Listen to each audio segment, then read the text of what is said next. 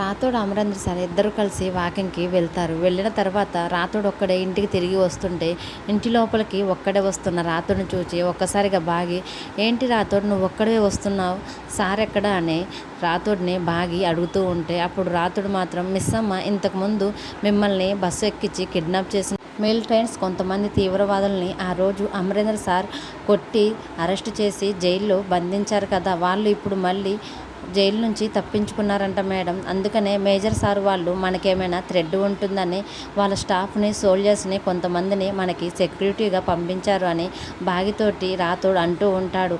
ఇప్పుడు అమర్ సార్ తప్పిపోయారు మనం వెతకాలి అని రాథోడ్ బాగితో అంటుంటే బాగి మాత్రం టెన్షన్ పడుతూ ఉంటుంది.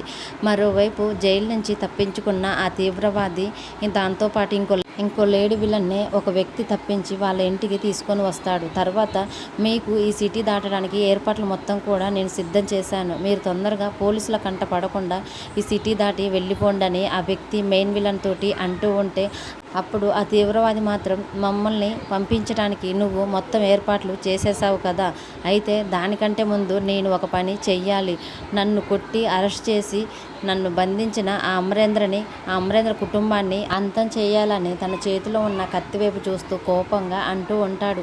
మరోవైపు బాగి, పిల్లలు, మనోహరు అందరూ ఇంటి బయట నిలబడి అమరేంద్ర సార్ కోసం ఆ గేటు వైపే చూస్తూ ఉంటారు. మరి తీవ్రవాదుల దాడి నుంచి అమరేంద్ర సార్ తన కుటుంబాన్ని ఎలా కాపాడుకుంటాడు, గతం మర్చిపోయిన అమరేంద్ర సార్ తిరిగి వాళ్ళ నుంచి తన కుటుంబాన్ని ఎలా కాపాడుకుంటాడనేది అప్కమింగ్ ఎపిసోడ్లో చూద్దాం. ఈ వీడియో కనుక మీకు నచ్చితే ప్లీజ్ లైక్ చేసి మన ఛానల్ని సబ్స్క్రైబ్ చేసుకోండి. Thanks for watching.